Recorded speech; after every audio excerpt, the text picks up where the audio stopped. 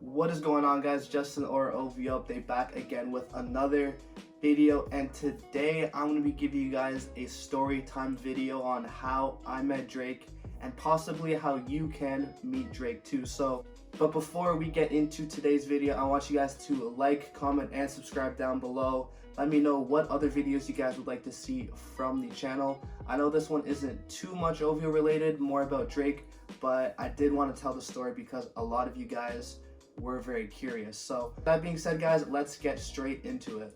Before I tell the story, I just want to say a lot of you guys actually have been DMing me asking if I know Drake, if I talked to Drake, if I've met him. So I just wanted to make this video, let you guys know how I met him and also how you guys could possibly meet him too. So 2 years ago in 2018, it was the month of April.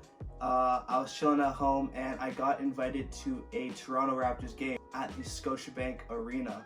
Now, it wasn't just any regular seats, it was actually the box suites. So if you guys don't know about the boxes, that is on sort of the middle level between the 300 and the 100 section.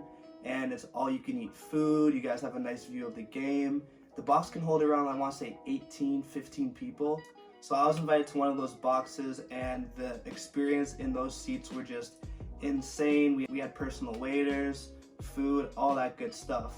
And as soon as the first quarter started, we saw Drake and I want to say Baca go out towards their seats, and we saw them sit down courtside. They're at the game, and it was pretty cool because we got to see Drake and all the OVO guys at the Raptors game. And earlier that day, I told one of my boys that, hey, I'm going to the Raptors game, and he's actually a season ticket holder, and he told me, hey, if Drake's at the game, at halftime, just before halftime, he actually comes upstairs to the suite level and goes inside the share club. That's actually Drake's club in the Scotiabank Arena, for those of you who don't know. So he's like, yo, if Drake's at the game, go out of your suite and wait in the hallway just in front of the share club. So it was getting to the end of the second quarter and I saw Drake leave his seats courtside, and that's when I knew, okay, I need to go to the hallway and wait to see when he comes up. So he ended up coming up the escalator with his boys.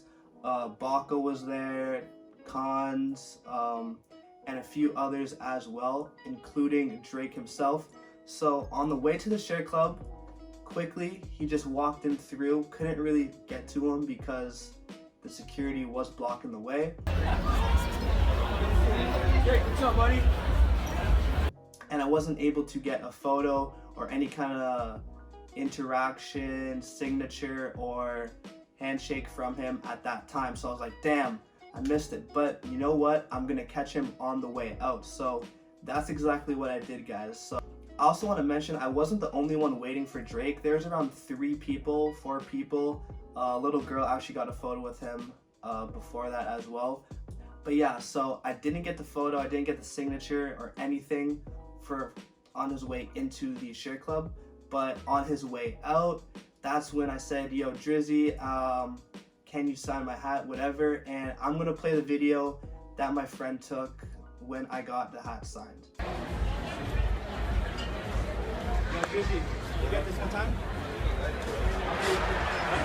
You go later. Let's go!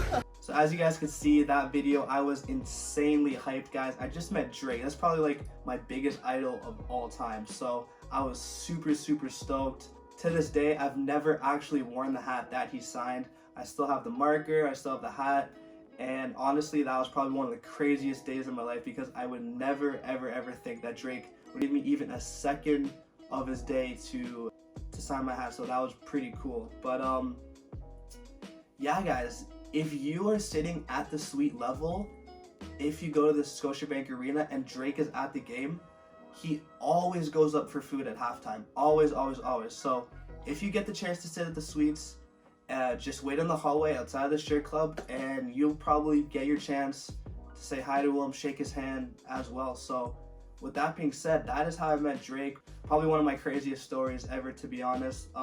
So yeah, to increase your chances of going to a game where Drake is there, definitely the OVO nights or the Drake nights. Those are definitely days where he'll probably be there, or around the playoff time.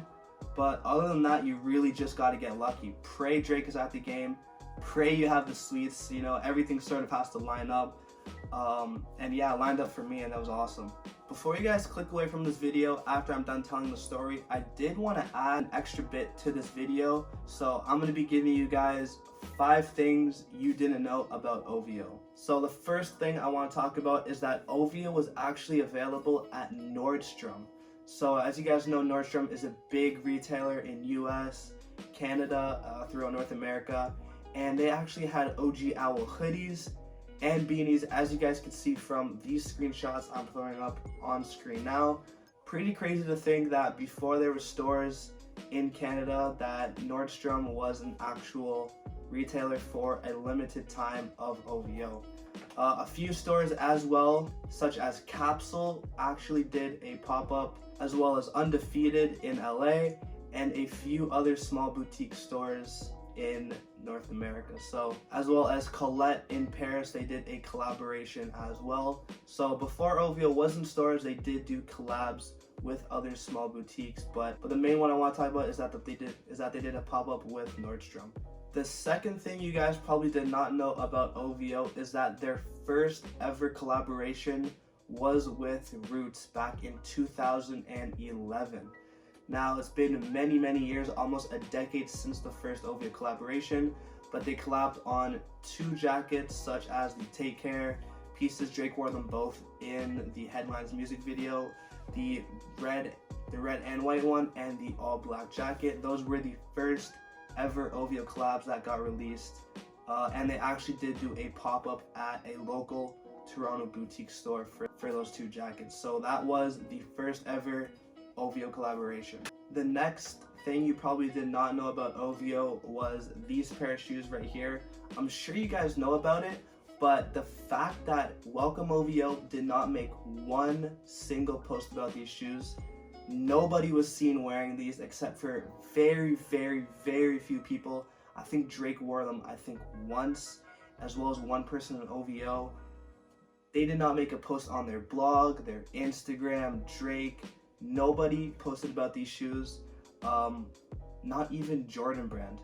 They only had pairs at the 306 store opening in Toronto, and there were only 200 pairs, guys. Only 200 pairs of these shoes, and for them not to make a post about it, this is kind of like the OVO Jordan that was never really, you know, supposed to be released or whatever, because I don't know, they just had 200 pairs sitting around. They're like, we might as well drop them. This is a very rare pair of shoes. If you do have these in your collection, definitely a collector's item. But yeah, these were the OVO Jordans that really were never supposed to release. So that is something you probably did not know about OVO. So for number 4, we have an OVO collaboration that nobody really knew was a collaboration until now. So as you guys can see on screen, this t-shirt was actually designed by the designer who made the Comme des Garçons heart logo. So is it the CDG collab that we don't really know about? Who knows, but very interesting fact that the CDG heart logo designer actually came up with this one for OVO. A lot of people don't know that. That is the number 4 thing you probably do not know about OVO. So before we get to the last thing you probably don't know about OVO, let me know if you guys want to see more of these type of videos of things that you probably didn't know.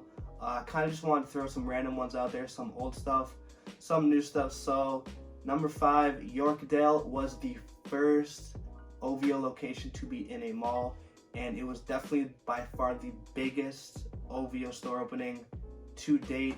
CTV was there. People lined up 30 hours early. As you guys know, I was 3rd in line, came in with my 2 boys who were in 1st and 2nd, and it was probably the craziest OVO store opening of all time. They had the OVO 12s, as well as the Free the Demons hoodie, and much more. So OVO Yorkdale was the first ever OVO store to be in a mall.